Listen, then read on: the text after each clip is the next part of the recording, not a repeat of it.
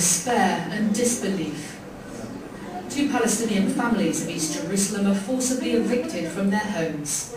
Nadia Hanoun tells us, all of a sudden we found the doors and windows being broken. We woke up to the special police forces dragging us out. Kamala Hanoun says, they walked in on me while I didn't have my veil on. I'm a Muslim woman. They dragged me out barefoot. 17 members of the Hanoun family are now homeless. 38 members of the Khawi family also forced to leave. As often happens with these evictions, it was in the early hours of this morning, 5:30 a.m. on a Sunday. There were a small number of international activists camped out here trying to prevent the eviction, but they were arrested. The families lost a long legal battle in the Israeli courts last month, ruling in favour of a Jewish group who claims the house is owned by them. But the Hanoun and Khawi families say they have lived in these homes all their lives and have proof of ownership from 1956. On the documents that about the ownership, we have it. You gave this to the court? We sent it to the court, but the court, they have the decision before I send these documents because it was a political decision. The Israeli police, the Jerusalem municipality and the Ministry of Justice all declined to speak to CNN.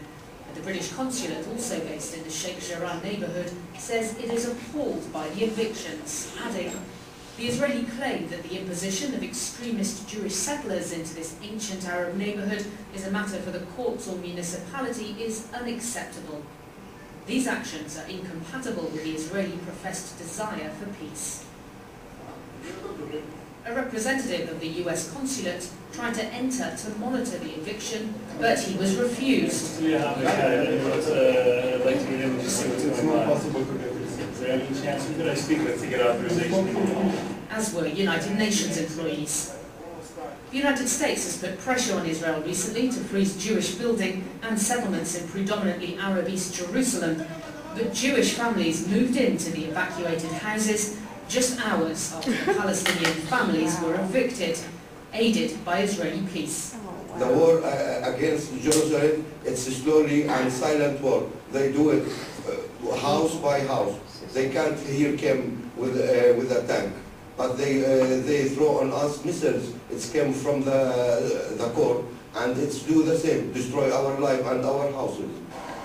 CNN has learned that the family's belongings, which were moved by a company hired by the Jewish settlers, had been dumped a kilometre away by the side of the road. A final insult to residents who are asking where they'll sleep tonight. Paula Hancock, CNN, Sheikh Jarrah, East Jerusalem. So, I have a quick question. yeah. What kind of representation have Palestinians ever had in the past, or do they have today, as far as like all this that's been going on? Like, Legal representation? yeah. I mean, they do, there has been representation. A lot of the stuff, you know, as they were talking about goes to the courts. Unfortunately, the courts are not, justice is not blind. And so, you know, a friend of mine, a woman who is quite famous, Diana Boutou, she's a Palestinian Israeli citizen, and she does a lot of these home demolitions and eviction cases, and it's basically, there's no, once the Israeli government has slated your house for eviction or demolition, you have no hope of stopping it. Even if you can provide documents showing from time immemorial that you own this house, what you can do is basically maybe extend the time by a month or 2 months or 3 months, but you can't actually, it's very, very rare that you will ever win a court order or court hearing to actually maintain your house. Do they do anything to do they offer them anything? I mean, like, you know, like, I mean, they're just kicking them out, like, just straight up like that. I mean, like, they don't offer them anything, like, so that they could all live together. No.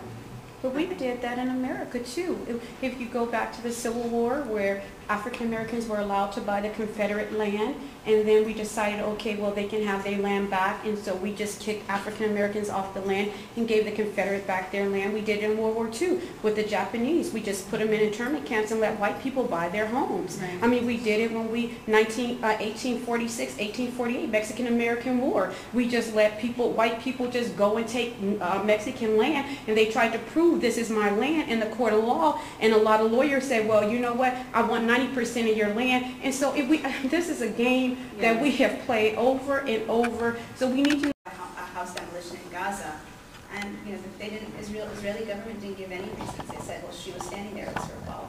And so it's quite often pinned as it's their fault, so they need to deal with it. But there's no real reasons given to anything. So.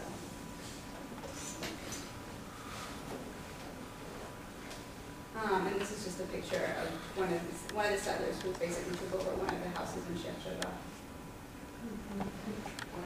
The last area that I want to talk about, so we talked about Gaza, West Bank, we talked about East Jerusalem, and then there's so many other complexities and differences in the way that these Palestinians are treated and they live in each of these regions. But the last area I want to talk about is Palestinians who live in Israel, and what the Palestinians call themselves the 1948 Palestinians, because they actually have Israeli citizenship, but are treated as second and third class citizens within Israel.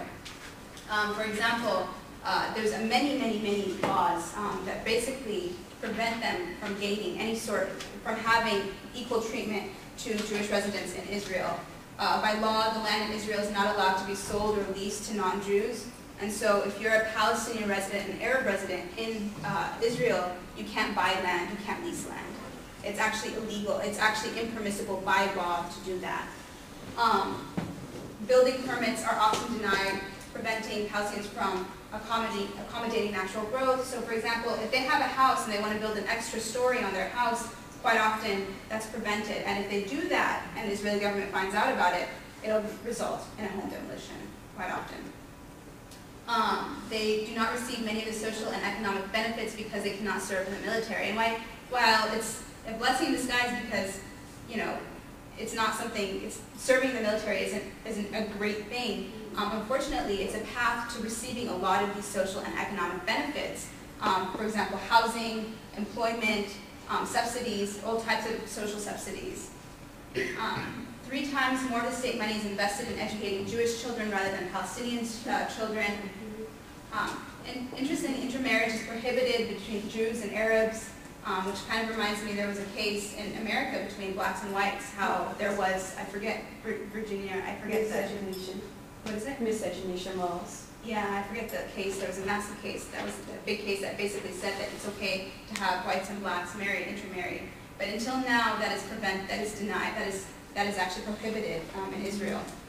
And there's higher poverty, unemployment, shortage of land, lack of education, and substantially defective infrastructure for Palestinians who live in Israel. And this is all coming from the U.S. State Department, so for people who care about my sources.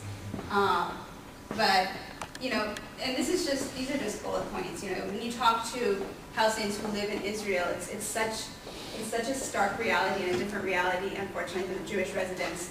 I was speaking to one woman, Diana Bucci, the same woman. She's Palestinian, she has Israeli citizenship, she has a passport, and when Israelis are granted free health care.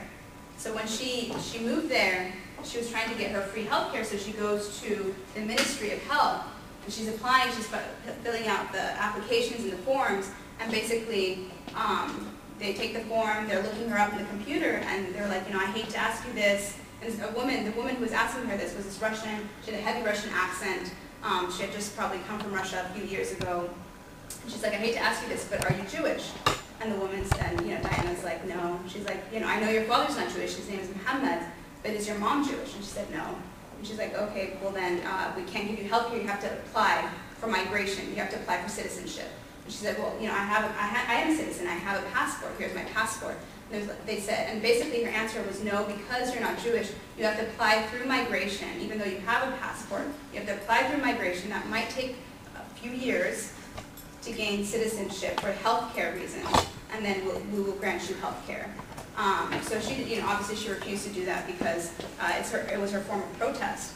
So now she lives there and she has no form of health care because, again, she's Palestinian, and this apartheid infrastructure in Israel, which is extremely, we hear a lot about the occupation. We actually don't hear as much about the apartheid, and that's becoming more and more documented now over